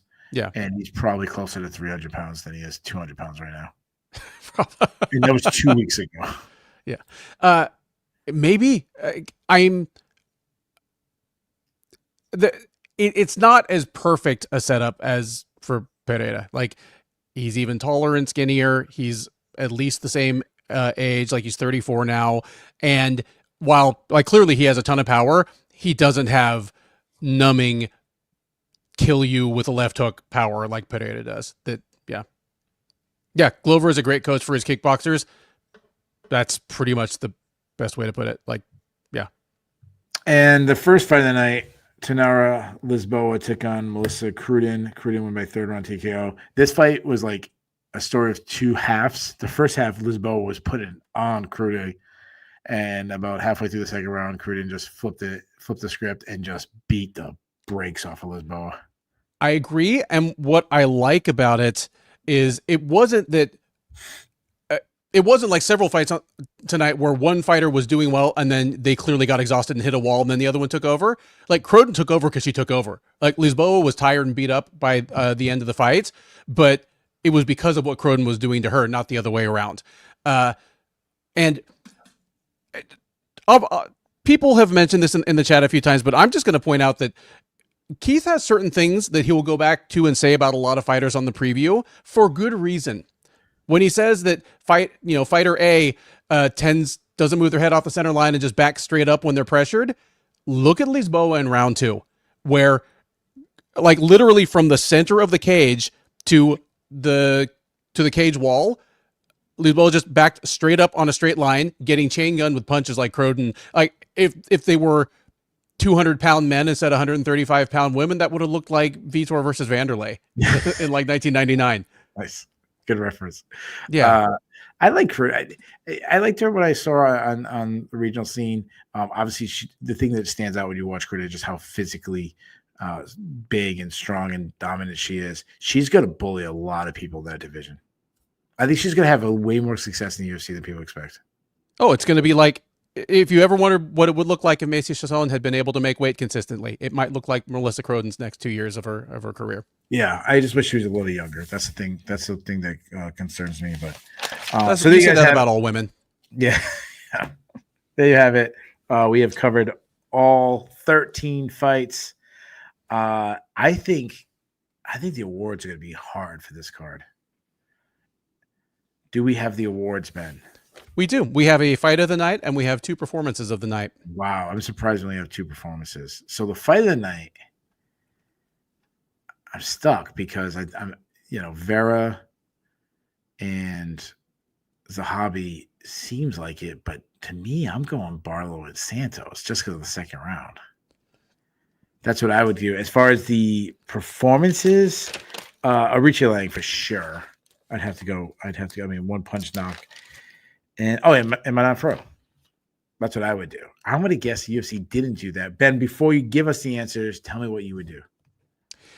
I'd probably skip the fight of the night and give four performances of the night. But if I have to follow this pattern, I'm probably giving fight of the night to Zahabi versus Vera. Okay. And I would give performances of the night. Arichi Lang is an obvious one. And I would be torn between Manon Fior and the person who actually got a performance bonus, because your actual winners for performance of the night are Arichi Lang for his 21-second knockout of Cody Gibson and Charles Jourdain for running over Davey Grant like he wasn't there. That's fine. Your fight of the night. Poor Manon Fior. I mean, how can it be better than what she did? Yeah, seriously. It's sexist. Okay. Your fight of the night. Gender gap right there. Is none of the ones that you threw out there. It's actually Drew Dober versus Kyle Prepolek. Oh, that was pretty damn good too. That was pretty good. Yeah, it was. That was a really fun fight. Yeah. Yeah, that might be a little bit like, hey, we need to give Prepolek money after he got screwed the way he did. That's so. All right, let's go to the cut list. The cut list. You want to be on the cut list. You do not want to be on Sorry, I'm screwing up. You don't want to be on the cut list. If you're on the cut list, that means both me and Ben agreed and had the same person. If one of us does not have that person on the list, that person gets saved. Ben, I have 4. I have 1, 2, 3, 4. I have 4 as well. All right. I'm going to start right from the very jump. I'm going to go with Ravina Oliveira. 0-2 in the UFC, but it's not that she's 0-2. She's looked really bad in the UFC. I just don't think she's UFC level. She looked terrible twice across 2 separate weight classes across 2 years. Yeah. All right. What's the next name you have? Next name I have is Cody Gibson. Oh, yes, I do too. And I'm kind of sad about it because I kind of like Gibson. No, I like he's a great story. He's a fun fighter. I still have a soft spot for any guys from the original Pit, back with Liddell and Hackelman that are still in the sport.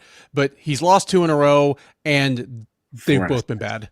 4 out of 6, and the 2 most recent ones have been bad. All right. The next one is another one that I really hate getting rid of, but it's for his own good. He's lost 3 in a row. I think he's going to get knocked out much worse next time. I'm going to go with Matt Favola. I think he's shot. Matt Favola is one on my list. So we are agreed on 3. Can we go 4 for 4, Ben? Nope. We're not going to agree on this one. I think we have 2 different names. All right. What's the name you have? I have Kyle Prepolek. He's now 0-4 in the UFC across 2 separate stints in the promotion, and the 2 most recent ones, they were against decent fighters. Sure, but really he doesn't belong. He's not shown much indication that he belongs in the UFC. Yeah, he kind of got screwed a little bit tonight. But Ben, we are a clean sweep. I didn't like doing it to Kyle Prepolek because of what happened tonight. But you've had 4 chances in the UFC and not found a way to win. Maybe more bad luck than anything. I'm getting rid of Prepolek. Ben, everyone's favorite moment. I don't have a lot for the dude seriously this time. Do you have any dude seriouslys? I had. Oh yeah, the most obvious dude seriously on the planet. Because here's the thing, the post-fight presser started. I assume Dana White is up there. So either Dana White or Hunter Campbell sits at the table. Very first thing out of his mouth is going to be, we had an attendance of 16,242 people tonight for a $1.3 million gate, blah, blah, blah. You did that, and you can't get a Chinese translator for your Chinese fighter. Yeah. You've got this Korean-American dude who's the striking coach at Fight Ready being like, I'm Korean, not Chinese. I'm gonna... I had that on my list too, obviously. It is a literal exact dude seriously, where it's like, you could get an actual qualified translator for what you spend on pizzas to throw in the media room at midnight. It's not even that expensive. No, it's the most commonly spoken language on earth. Get a Mandarin translator. Yeah, you could find. There was probably someone in the arena that could have done it. They should have. DC should have said, "Anybody speak Mandarin?" Maybe somebody there raise their hand. Come in here. I give Eddie Shaw credit, but he's like, I know he said thank you. At least it's because he was in his corner anyway, and he's one of his coaches. It's not just like, you're Asian, you guys all speak Asian. The old family guy, Jackie Chan, that old family guy joke. I'll give you 2 more. I'll give you a good dude seriously. It has to do with a referee, a good one. Referee Sal Ram. Dude, seriously? That's your name? Dude, nice job. That sounds like a fucking porno's name or something. Okay. And I got another good dude, seriously. He didn't get it, but Drew Dober went for a takedown. Dude, seriously? Drew Dober clearly listens to the Shillan and Duffy previews. Hears me make fun of him for being a Nebraskan guy with cauliflower ear that can't wrestle. Look at him go. I think Matua says, just get someone to pretend to speak Mandarin. Yeah, that's true.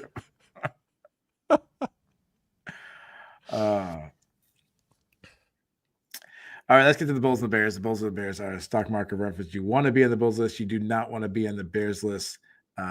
We do it hockey style 3-2-1, with the number one Bull being the best person or story of the night, and the number one Bear being the worst. Ben, let's go positive. All right. Let's go Bulls. I'm gonna let you kick it off. So what do you have for the Bulls list? Okay. Bulls list from the bottom to the top. First off, Melissa Croden. This is a thin division. The joke I'll make is like anyone is 4 wins away from a title shot. That may not literally be true, but it's pretty close. And she came in and showed she belonged. Like at women's bantamweight, all you need is a couple of good skills or physical advantages and the determination and smarts to leverage what you're good at. It's like men's light heavyweight, where everyone has skills and almost nobody has fight IQ. For her to just know, hey, I'm a big chick and I can throw these other women around. She's a good addition to the division. She's gonna sneak up on some people. So yeah, Bull. Kyle Nelson, he was not favored in this fight. It clearly, it meant a lot to all the Canadians. Like, it was heartbreaking to see Jasmine Jasudavicius' face when she realized what had happened. But it was a feel good moment for Kyle Nelson. I mean, this is the apex of his aspirations. He got a fight over a guy has more name recognition than him in front of a Canadian crowd with all of his family there. Good moment. I don't know if I'm stealing this from you, or I would, or you would say anything about this, but honorary and in truth, gonna say the late and lamented Duke Rufus. I turned off the broadcast once Allen won, and I realized that Brendan Allen and Bilal Muhammad were gonna be in the middle of the cage with a mic. I was like, I would not be camera ready after that. For those who don't know, Duke Rufus, former kickboxing star, longtime head coach at Rufus Sport, passed away tragically. At this point, by my watch 2 days ago, 55 years old. And yeah, a bummer, like out of nowhere. There are videos less than a week old of him, holding pads and teaching lessons on, the Rufus Sport Instagram page.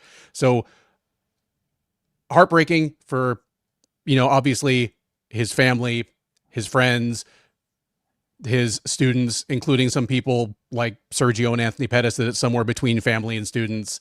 But yeah, it was a good night for the longtime, he's not there now, but like the longtime Duke Rufus disciple, Brendan Allen. Yeah. I go to the UFC to let Paul Felder to speak about it. And obviously he was tearing up, and he's obviously a student of Duke Rufus. And the video they showed of Paul Felder and one of his many incredible wars that he was in, being carried out of the cage, but carried in the back by Duke Rufus was that was some sad shit. Yeah. I met him once. He was, just said hi. We didn't really talk, but you always hear wonderful things, and obviously a genius of the sport, and terrible news. So thoughts and prayers for his family and all his friends and all that. So, damn. How do I follow that up? I'll give you some Bulls. Ayman Zahabi. He's won 7 in a row. What a run. I don't think he's going to win a title or anything, but good for him to go on this kind of run. And I just want to point out, it's not just he won 7 in a row. Look at the guys he beat. His last 4 fights: Javid Basharat, Pedro Munoz, Jose Aldo, and now Marlon Vera. That's a hell of a run, Oh, and I know. Yeah. Oh, the names are incredible. I'm pretty sure he's the one that handed Basharat his first career loss. Yep. And Basharat is someone that I would not be at all shocked if he fights for a title one day. Like, he's he's an incredible fighter. There's no smoke and mirrors there. Like Zahabi is on a for real run. Yeah, it is really, really cool stuff to see. My number 2. How about women fights? We had 2 women fights, 3 women fights tonight, 3 stoppage wins, which is such rare in women's fight. I'm not trying to be like sexist or anything. No, their finishing rate is much lower. That's but not tonight. Yeah. They were 100%. But speaking of stoppages, we had a bunch of stoppages, but we had one particular that really stands out. How about third round stoppages? We had 5 third round stoppages on this card. Usually, if I had to guess, I never broke down by stoppages per round, but of the 3, I'm not counting the 4th and 5th because of title fights and everything or main events. But just your main 3, I'm going to guess is probably most of first round, then second, then third. But not tonight. Third round stoppages, 5 of them. So, all right, let's go to the Bears. So this is the list you do not want to be on. Ben, I'm going to let you kick it off again. Okay. Gonna throw out Jasmine Jasudavicius. Right? I should save her for later. Like she might be the biggest one. But Jasmine Jasudavicius on a long win streak in the division. And it's not just that she lost. Obviously, Manon Fior was a comfortable favorite. She's fresh off a title shot, but she got blistered tonight in a way that we've not seen in wins or losses. So yeah, she's gonna have some stuff to prove next time out. Number 2, Reinier De Ridder. To go from beating Robert Whittaker and looking for all the world like a top 5 fighter to as venomous as some of the comments have been in this chat tonight. And I don't agree with them, but I understand where you're coming from because he looked so night and day worse from one fight to the next. Not just that he lost, but how he lost. Yeah, a horrible night for Reinier De Ridder. Will have a ton to prove his next time out. What could possibly be worse than his performance? I am struggling to think of a time in UFC history that a single ref had a worse night than Dan Miragliotta did tonight. Yeah. Like it was like he directly affected 2 fights and in one case affected it in a way that changed probably who got their hand raised at the end. Just absolutely disastrous night for him. He's been one of the rougher refs in the UFC for the last couple of years, but I think he needs to be yanked. Yeah, it was really, really, really bad night for Dan Miragliotta, but there's no accountability, so it doesn't matter. My number 3 bear for the night, I'm gonna go Marlon Vera. I don't think he looked bad tonight, and I think a lot of people thought he won. I know you thought he won. I went with Zahabi, but regardless, the outcome is still there. He's lost 3 fights in a row now. I mean, this is the guy that a lot of people thought was going to win the title, was going to beat Sean O'Malley at the time, and yeah, he's lost 3 in a row now. Not good for Marlon Vera, even though he's still super popular. My number 2, Hung Sung Park. I mean, this guy went from fighting in the main event to losing on the prelims to Bruno Silva, back-to-back fights, but not just that he lost, because he lost to 2 good guys. So give him a little pass. Those are 2 really good fighters. He just looked way outclassed. He looked like not that he's just not at that level, but nowhere near that level. And then my number 1 kind of is similar to what just saying with Dan Miragliotta, but particularly who it affects. I'm going to go with victims of nut shots. It happened twice tonight with Kevin Holland and Kyle Prepolek. And both guys who got kicked in the nuts, I feel like it really changed the outcome or greatly affected the fight more than we normally see with nut shots. Not that obviously all nut shots are not the same, but my point is like it was a really bad night for people who got kicked in the nuts. They went over 2. Well, I mean, those were 2 like upper decker home runs of nut shots. Yeah, the only one I remember when what is that? Sergey Haratonov got kicked in the nuts by Matt Mitrione. And and it was one they Bellator did like 2 nights 2 days in a row at Mohegan Sun, and so I saw it was a Friday night. It was Friday night is when Harry Tonoff got kicked in the nuts, and I saw him walk around the next day, and he could still barely walk the next day. And I'm like, holy Christ, how much does that hurt? I And, can't. that wasn't he couldn't. It wasn't that he couldn't walk around because he had a big war that was right when the fight just started. It was the first round, like beginning of the very first round. So, anyways, we've done all the fun stuff. Let's get to the grade. What was your grade? C. Just a straight C, which is a higher grade than I gave it at the preview. Sure. Yeah. Like you got like as bad as it was, and as upset as I am right now about the reffing. Like it was more entertaining than I expected, and despite being wrong and so damn wrong about the main event, like I learned something tonight. I'm here to learn. Like, you know, if I pick fights right 100% of the time, you guys would never know who I am. I'd be a better under an assumed name.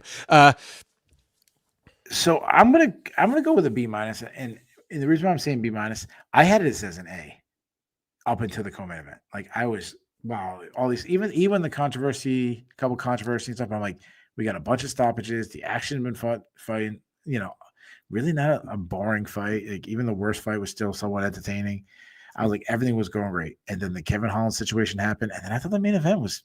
I mean, I know. They gave us something to talk about with the De Ridder absolutely hitting the wall and everything, but the action was kind of slow paced, a lot of like laying, not a lot going on. So those two fights really dragged down the card. So I'll go like B minus. But I guess I'm being much nicer than tonight than even though I was the one who started off the card very cranky. The hardest question of the night is always who's our listener of the night. Ben, who are you giving the listener tonight to? You know what? I do love that, you know, Bob Timpson tried to like, you know, come or he tried to come in like a baseball closer, you know, just come in the ninth inning, throw a ton of heat for like 20 minutes and then go home. And obviously, you know, we know that like you've sounded off on how you feel about closers. I think I'm going to give it to Spaffron tonight. Like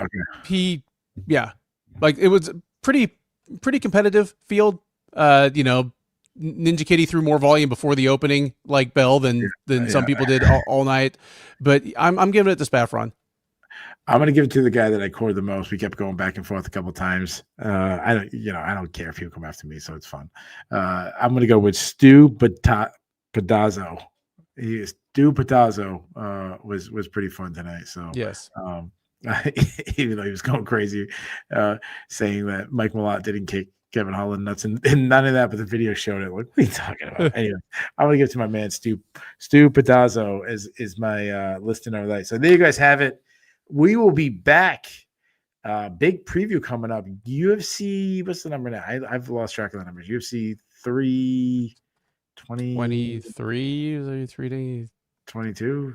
21 321 Aspinall versus Gunn. Yep. Yeah. So obviously that is got an early start time on Saturday. So I don't know exactly what time we'll be doing the recap show, but it'll be much earlier than the day, thank God.